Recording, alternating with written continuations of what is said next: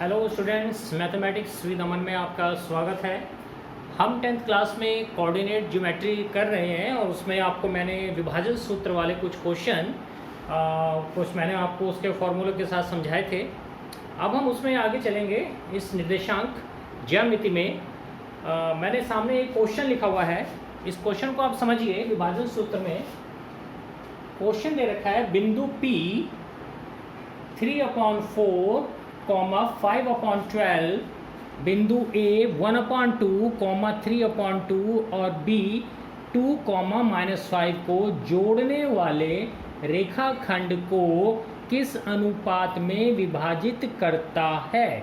Question थोड़ा ध्यान से पढ़ के समझने वाला है कि P कोई बिंदु है और उस बिंदु के निर्देशांक आपको दे रखे हैं 3/4 और 5/12।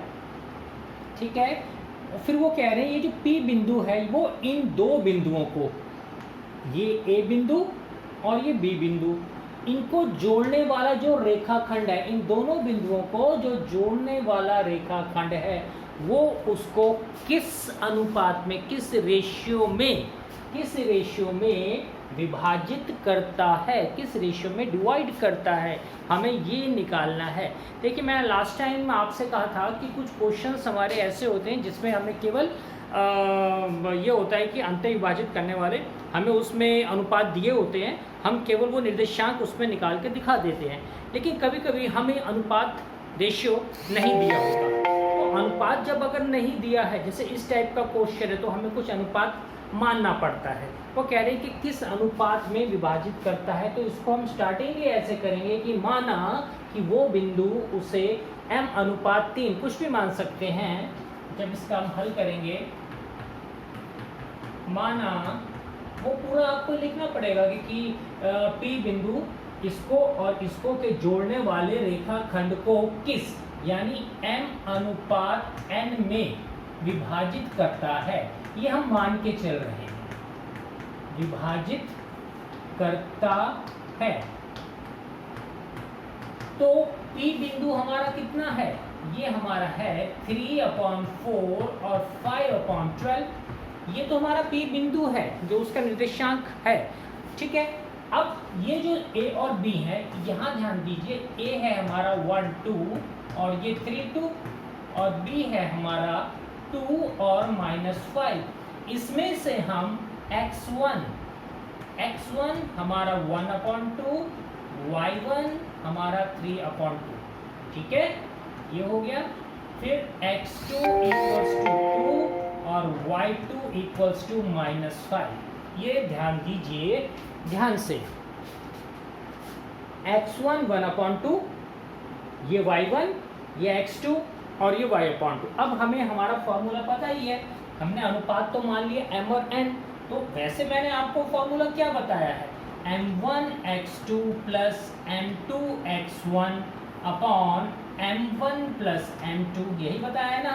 और दूसरा मैंने बताया है m1y2 + m2y1 upon m1 + m2, यही फॉर्मूला बताया।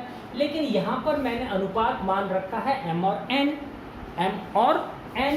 अगर मैंने अनुपात यहाँ पे m और n माना है तो मैं इसे केवल n लिखूंगा, m, और इसे लिखूंगा n, और यहाँ भी हो जाएगा m + n।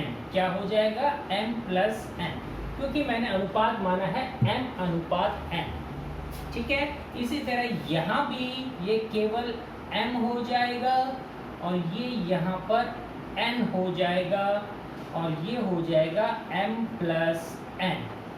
पहले इस चीज़ को बारीकी से समझ लीजिए, क्योंकि जो मैंने फॉर्मूला आपको समझाया है वो मैंने आपको m1 और m2 का समझाया था, लेकिन यहाँ पर अनुपात मैं उसको मान रहा हूँ m और n। अब हम यहाँ पे ध्यान से देखिए, यानी इसके आगे हमारा P का 3/4 और इसके आगे हमारा P का 5/12। हमें इसे इस टाइप से सॉल्व करना है, यानी x वाले का बिंदु 3/4 ये P में से, और y वाले का बिंदु 5/12 इस p में से। अब हमें इनकी पहले वैल्यू रखनी है, ठीक। m और n तो हमारे पास है ही नहीं, वो तो हमें निकालना है। तो हम इसको अब सॉल्व करेंगे। इसको हम कैसे सॉल्व करेंगे, इसको आप ध्यान, इसको देखिए। m तो मेरा m ही है, m तो मेरे पास m ही है, मल्टीप्लाई x2। अब देखिए x2 क्या है, 2, ठीक है, प्लस n तो n ही है मेरे पास, मल्टीप्लाई x1। अब x1 क्या है, 1/2, ये इसमें से लिया गया है, ये हो गया 1/2 अपॉन, ये मेरा ऐसे ही चल रहा है, m plus n equals to कितना है, 3/4। देख लीजिए, ये हो गया 2m plus 1/2n upon m plus n equals to 3/4। पहले इसको ध्यान से देख के समझिए मैंने क्या किया है। कुछ नहीं, केवल वैल्यूज को मैंने उसके अंदर रखा है और कुछ भी नहीं है। तो ये मेरा आ गया 2m plus 1/2n upon m plus n, ठीक है। इसी तरह जो ये दूसरा पार्ट है, ऐसे करके चल लेते हैं। दूसरा पार्ट ये वाला, ये m का m रहेगा, मल्टीप्लाई y2 क्या है, -5 प्लस n मेरे पास n की है और y1 है मेरे पास 3/2 मल्टीप्लाई 3/2 और नीचे रहेगा m प्लस n और ये किसके बराबर है, इक्वल्स टू 5/12। तो ये भी मेरा करके क्या आ गया बेटा, -5n plus 3n/2 upon 5 plus n equals to 5/12। पहले इतना ध्यान से देख लीजिए, इस वाले का मेरे पास ये आ गया और इस वाले का मेरे पास ये आ गया। इसे अभी हम सॉल्व करेंगे, पहले इतना आप अच्छी तरीके से समझिए, कोई प्रॉब्लम नहीं होगी आपको। क्वेश्चन को आप चाहें तो एक बार दोबारा पढ़ लें, क्योंकि बहुत इंपॉर्टेंट क्वेश्चन है और आपको इसको दोबारा पढ़ना बहुत ज़रूरी है। बिना पढ़े आप इसको समझ नहीं पाएंगे। इसको आप पढ़िए और फिर से इसको आप समझिए, उसके बाद मैं आगे चलूँगा, क्योंकि मेरे को ये रब करना पड़ेगा। क्वेश्चन बड़ा है इसलिए पूरा नहीं आएगा, तो जितना मैंने किया उसको एक एक स्टेप आप दोबारा देख लीजिए। किसको x1 माना है, किसको y1 माना है, किसको x2 माना है, किसको y2 माना है, फिर हम इसे सॉल्व करेंगे, ठीक है। इतना आपको समझ में आ गया होगा। अब चले आगे, देखिएगा मैं इस वाले को आपको थोड़ा सा करके दिखाता हूँ। इस वाले को, ये 1/2n है, मैं इसे n/2 भी लिख सकता हूँ, क्योंकि n ऊपर है, 1 लिखो या मत लिखो, ये इस तरह हो गया, ठीक। अब ये पूरा इससे मल्टीप्लाई, ये पूरा इससे मल्टीप्लाई, तो जब मैं इसको 4 से मल्टीप्लाई करूँगा तो देखो ध्यान से, ये 4 2m plus n/2 equals to 3 से मल्टीप्लाई 3m प्लस n, ठीक है। अब यहाँ पे 4 को मैंने 2 से किया तो 8m, 4 2 8m प्लस 4 को इससे मल्टीप्लाई करूँगा तो ये 2 4 कट जाएगा, यहाँ बचेगा 2n, क्योंकि 2 दूनी 4, तो 2 को n से किया 2n आ गया, इक्वल्स टू ये क्या आ गया बेटा, 3m प्लस 3n। ये आ गया, नहीं आ गया, ठीक है। अब ये m वाला मैं इकट्ठे ले आऊँ, 8m इधर आके ये -3m इक्वल्स टू ये 3n इधर आके ये -2n।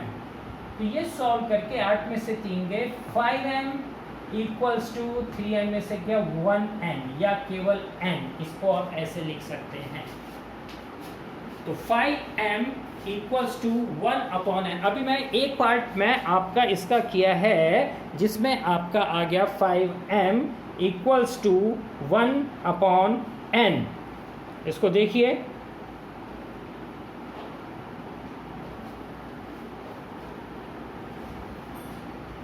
ठीक है, और m/n का अनुपात आ गया 1/5। m/n इक्वल्स टू 1/5 यहाँ से, ठीक है। इसी तरह हमें इसको सॉल्व करना है। हम जब क्रॉस मल्टीप्लाई करेंगे इसको इससे, पहले हम इसको 12 से करेंगे तो 12 minus 5m plus 3/2n equals to, इसी तरह 5 इससे मल्टीप्लाई, ठीक। 12 को इससे करेंगे 12 पंजे 7 माइनस 60n, अब 2 छिके 12 6 18 प्लस 18n इक्वल्स टू 5 को n से किया प्लस 5 को n से किया, ओके। अब ये क्या m वाला इकट्ठा ले आइए माइनस 60m, क्योंकि लाइक टर्म्स है, इधर आके माइनस 5n इक्वल्स टू ये 5n का 5n, इधर आके ये माइनस 18n, यहाँ पे क्या आया minus 60m minus 5m, minus minus plus होता है तो ये हो गया आपका minus 65n, minus 65n is equal to, और अब 18 में से 5 गए, कितना बचा 13, कितना बचा माइनस 13, यहाँ भी आपका माइनस 65n, ठीक, और ये माइनस 13n, ठीक है। माइनस से माइनस कट गया, यहाँ पे m/n आ गया 13/65, यानी 13 पंजे 65 होते हैं, तो यहाँ से मेरे पास आ गया m/n इक्वल्स टू 1/5। ये देखिए सॉल्व करने वाली बात है, कोई इसमें प्रॉब्लम नहीं आएगी आपको, केवल रेशियो हमें मान के चलना है। आप रेशियो मान के चलेंगे तो वो सब चीज़ आपको पता चल जाएगी। अच्छी तरह इसको देखिए, मैंने पूरा आपका एक ही पेज पे ये कर दिया है।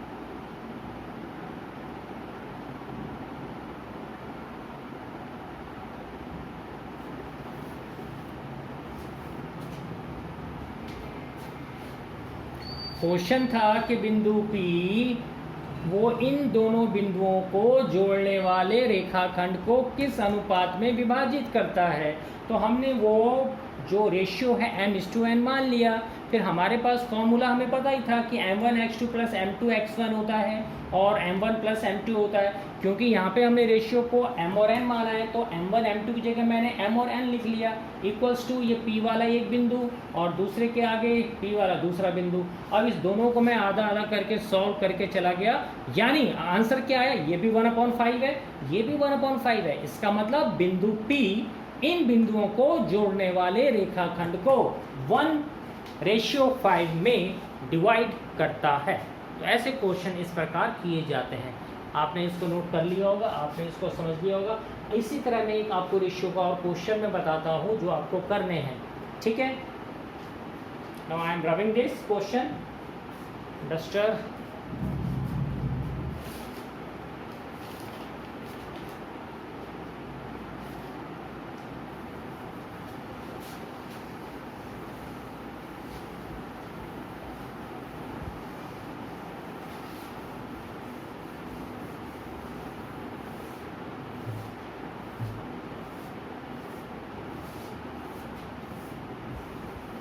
अगर आप प्लस माइनस और सॉल्यूशन को ध्यान से सिस्टमैटिक ढंग से करते रहें तो आपका आंसर गलत नहीं आएगा।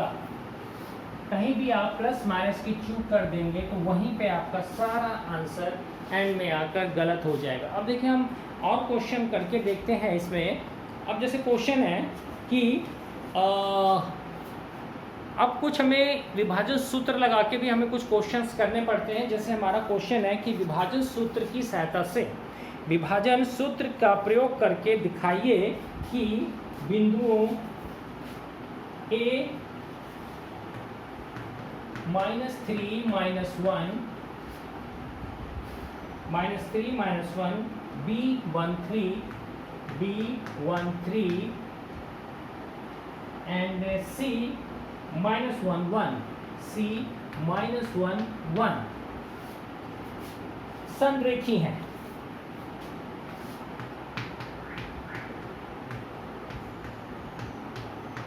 दिस इज आवर क्वेश्चन, ठीक है।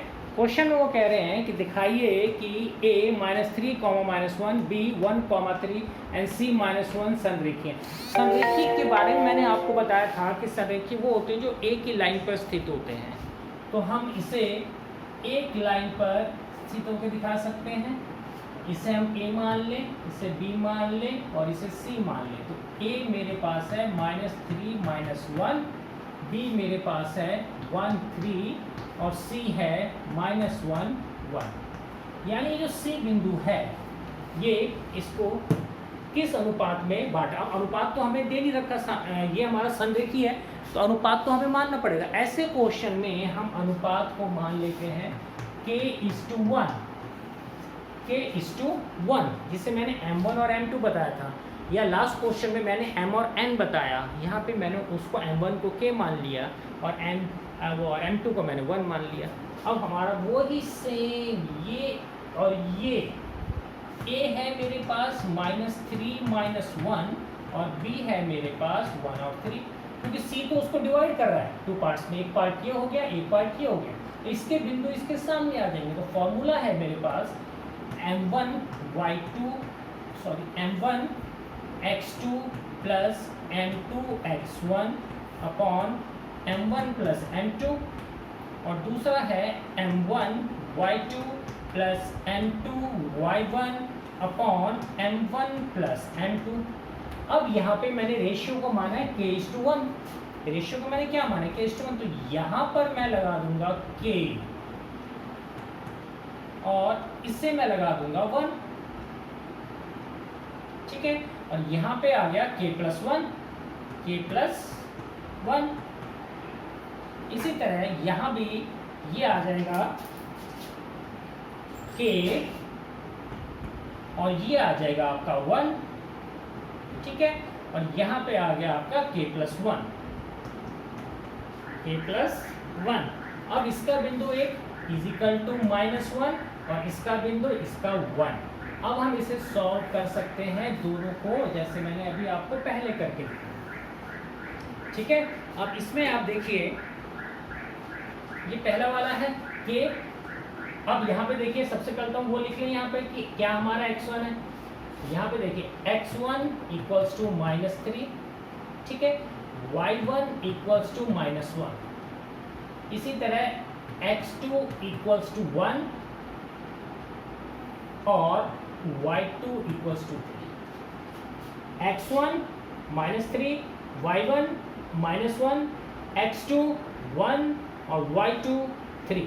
ये रहा मेरे पास फॉर्मूला। k का k मल्टीप्लाई x2 क्या है 1 प्लस 1 का 1 मल्टीप्लाई x1 क्या है -3, ये अपॉन k+1,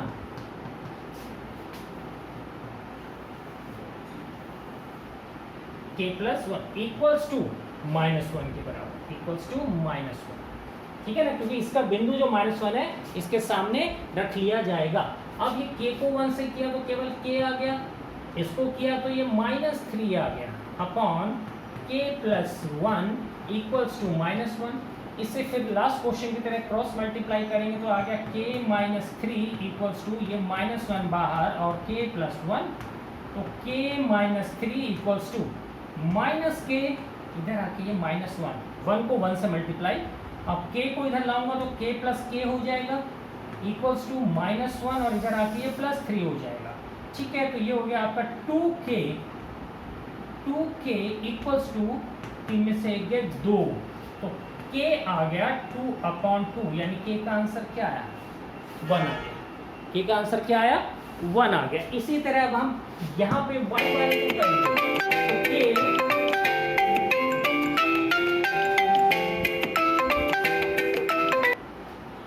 अब यहाँ पे हम करेंगे दूसरा k/2 मल्टीप्लाई y2 इज 3, ठीक है, और plus 1 y1 multiply y1 is -1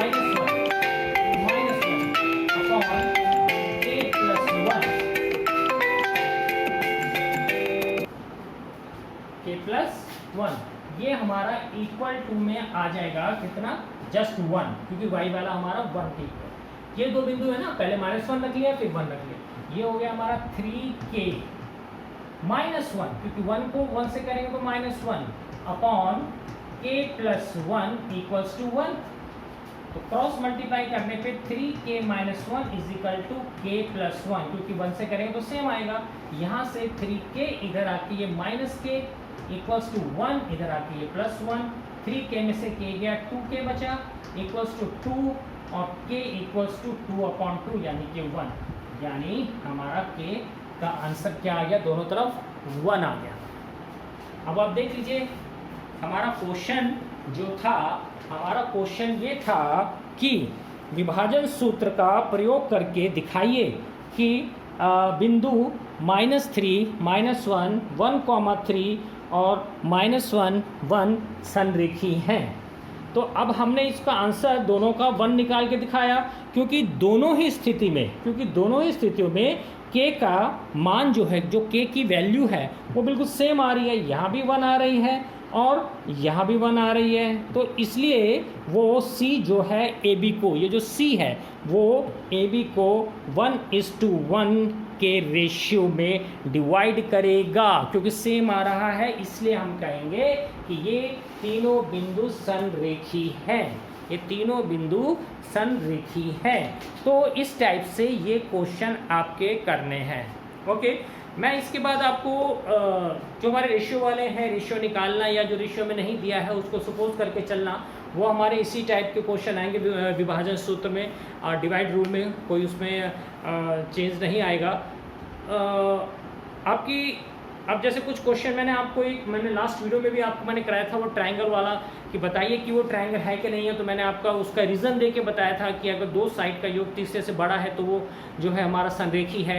इसी टाइप से हमारे क्वेश्चन आएंगे कि आपको 4 बिंदु दे रखे हो, इसको मैं ज़रा मिटा दूँ।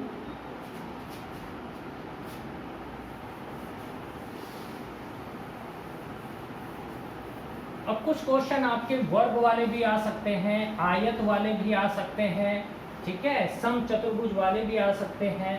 बस सब में दूरी का ही फॉर्मूला लगाना है। वो एनसीईआरटी के क्वेश्चंस कुछ इंपॉर्टेंट मैं आपके साथ डिस्कस भी करूंगा यहाँ ब्लैक बोर्ड पे। अब अगर मैं सिंपल आपसे कहूँ कि आपको 4 बिंदु दे रखे हैं, जैसे मान लीजिए A1 2, ठीक है, B3 2, C आपको दे रखा है 4 5 और D आपको दे रखा है 1 6, ऐसे करके आपको सपोज कोई बिंदु दे रखे हैं। और वो अगर आपसे कहते हैं कि बताइए कि ये एक वर्ग है, कि ये एक वर्ग है, तो हमेशा ध्यान रखिए वर्ग जैसे ये हमारा बना है, मान लीजिए ये है A B C D, तो आपको एक बार AB की दूरी निकालनी है। फॉर्मूला दूरी का आपको मालूम ही है कौन सा होता है, y2 - y1 square plus x2 - x1 का स्क्वायर, उससे करके दूरी निकाल लेंगे। फिर आप इसकी भी दूरी निकाल लेंगे, फिर आप इसकी भी दूरी निकाल लेंगे, फिर आप इसकी भी दूरी निकाल लेंगे, यानी चारों भुजाओं की दूरी आप निकाल लेंगे। अब क्योंकि वो वर्ग है, वो कह रहे दिखाइए कि ये एक वर्ग है, तो वर्ग की तो सारी भुजाएं बराबर होती हैं, तो उनकी दूरियां भी जो है, जो उनका डिस्टेंस है वो भी उनका बराबर ही आएगा। और फिर जब हम अगर डायगोनल खींचें BC, हम उसकी दूरी निकालें, और AD विकर्ण, जिसे हम विकर्ण बोलते हैं डायगोनल, तो वो भी हमारा सेम ही आएगा। तो अगर इस तरह दूरी निकालने पर वो सेम आ जाता है तो वो हमारा वर्ग होगा। इसी तरह कभी कभी आपको 4 भुजाएं दे रखी होती हैं और आपसे कहा जाता है कि बताइए कि ये एक आयत का निर्माण कर रहा है। आयत वो होता है जिसकी आमने सामने की भुजाएं बराबर होती हैं, ये इसके और ये इसके बराबर। तो अगर ये भी आपको इसी तरह ABCD आपको दिया हुआ है, तो आप AB की दूरी निकालिए, CD की दूरी निकालिए, दूरी के फॉर्मूले से AB और CD की डिस्टेंस निकालिए, दोनों का डिस्टेंस इक्वल आएगा, क्योंकि दोनों आयत का जो प्रॉपर्टी है वो यही है ना कि आमने सामने की भुजाएं उसकी बराबर होती हैं। तो AB की दूरी इसकी बराबर आ जाएगी और AC की दूरी हमारी BD के बराबर आ जाएगी, तो वो हमारा आयत होगा। इसी तरह अगर हमें 3 भुजाएं दे रखी हैं, 3 बिंदु दे रखे हैं, सॉरी, उससे कहा जाए बताइए कि ये समकोण त्रिभुज है। अब समकोण त्रिभुज का हमेशा पाइथागोरस प्रमेय के हिसाब से आपको पता है कि AC square is equal to AB square plus BC square होता है। तो जो हमारी NCERT की फर्स्ट एक्सरसाइज है उसमें लगभग सारे इसी टाइप के क्वेश्चन है कि बताइए, सिद्ध कीजिए कि वो ट्रायंगल है, सिद्ध कीजिए कि वो आयत है, सिद्ध कीजिए कि वो वर्ग है, यानी आपको इस टाइप के उसमें पॉइंट्स दिए हुए होंगे, ठीक है। और जो हमारा दूसरा हमारा इसमें आएगा आपका इस एक्सरसाइज में, नेक्स्ट एक्सरसाइज में, उसमें आपके सारे विभाजन के डिवाइड के सूत्र हैं। तो वो डिवाइड के सूत्र मैंने आपको बता दिए हैं कैसे कर रहे हैं। अगर आप रेशियो m और n मान रहे हैं तो फॉर्मूले में जो रेशियो है m1 m2 की जगह आप m और n लिख देंगे। अगर आप रेशियो k और 1 मान रहे हैं तो m1 m2 की जगह आप k और 1 लिख देंगे, ठीक है। और बाकी सॉल्यूशन आप उसको ध्यान से करेंगे तो आपका आंसर उसमें गलत नहीं आएगा। तो आपके 6.1 और 6.2 में सारे ऐसे ही क्वेश्चंस हैं। जो इंपॉर्टेंट क्वेश्चंस हैं वो मैं आपके साथ डिस्कस ब्लैक बोर्ड पे करूँगा। अभी आप इसको इतना रिवाइज जरूर कर लें, ठीक है। बाकी मैं आपको नेक्स्ट वीडियो में आपको मैं बताऊँगा, इसके रिवाइज करें। आज के लिए इतना ही। Thank you and all the best.